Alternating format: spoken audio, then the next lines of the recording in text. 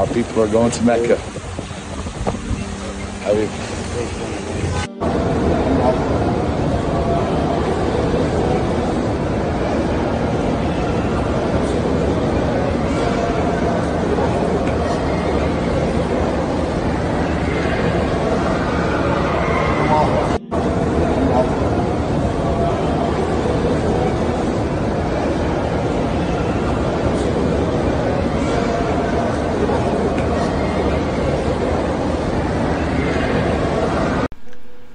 Аса мейірімді, ерекше рақымды Алланың атымен бастаймын.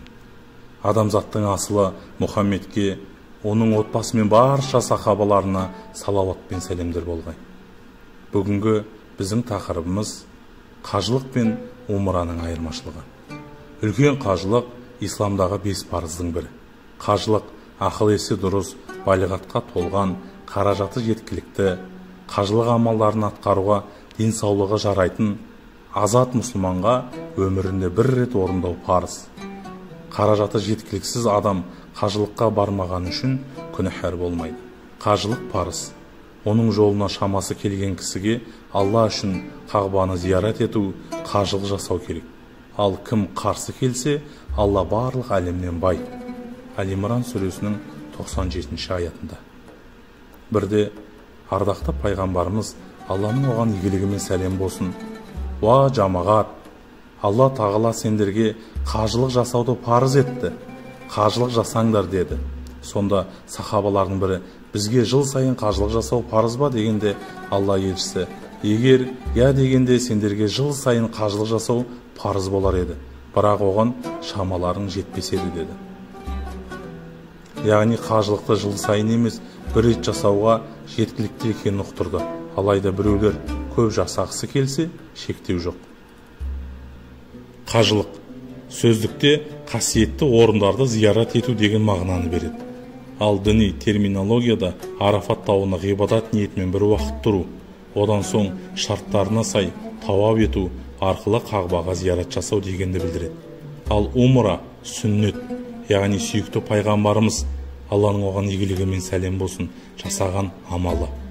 Біз сүннет орындау арқылы ардақты пайғамбарымыздың, Алланың оған игілігімен сәлем болсын, жақсы көретінімізді, оған ұқсағымыз келетінін дәлелдейміз. Себебі сахи хадисте умра аралығындағы күнәларды шаятынын айтылған. Ал қабыл болған қажылықтың сыйы тек қана жәннат. Умра араб тілінде зиярат ету деген мағынаны береді. Қажылық пен умра құлшылықтың бірдей түрі деуге келмейді. Соған қарамастан ол екеуі бір жерде жасалады. Бірақ негізінде екі құлшылық бір-біріне ұқсамайды. Умраны көбінесе кіші қажылық деп атайды.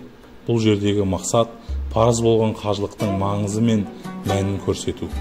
Қажылықта, кіші қажылықта Меккеге сапармен басталып, ихрам кию, Қағбаны тауап ету, Сафа мен Маруа жоталарының арасында жүгіру және шаш алу секілді бір қатар діни ғұрыптармен ұштасады.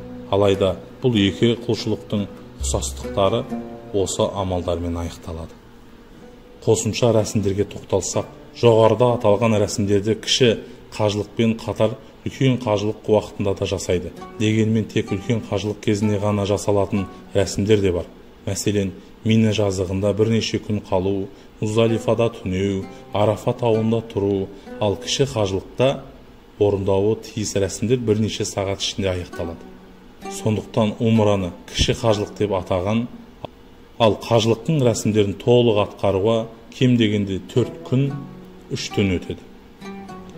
Қажылық пен кіші қажылықтың тағы бір айырмашылығы уақыт. Баршаға белгілі, үлкен қажылық тек Зулхиджа айында жасалатын болса, кіші қажылық жылдың кез келген мезгілінде жасауға болады. Қажылық пен умраның ислам дініндегі орны да әртүрлі. Қажылық 5 парыздың бірі. Абдулла ибн Омар, Алла елшісі, пайғамбарымыз Мұхаммед, Алланың оған игілігімен сәлем болсын, ислам 5 парызға негізделген, Алладан басқа құдай жоқ, Мұхаммед оның елшісі екендігіне куәлік сөзін айту, намаз оқу, зекет беру, қажылыққа бару мен Рамазан айында ораза ұстау деп айтқан жеткізген.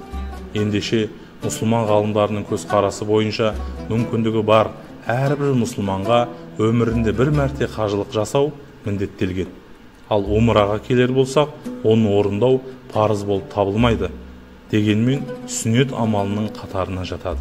Қажылықтың тәмәтту деп аталатын түрі бар. Қажылықтың бұл түрінде ең әуелі умра жасалады да, артынан парыз болған үлкен қажылық құлшылығын орындайды. Осылайша екі түрлі құлшылықты қатар орындау арқылы сауап жинау мүмкіндігі туады. Құрметті тыңдармандар, осы бейнені көріп отырған барша мұмин мұсылмандарға қасиетті Қағбаны көзбен көруге, қасиетті сапарға шығуды Алла нәсіп етсін. Алла баршамыздың алға қойған ізгі амалдарымызға жетуімізді Алла нәсіп етсін. Ассаламу алейкум рахматуллахи ва баракатух.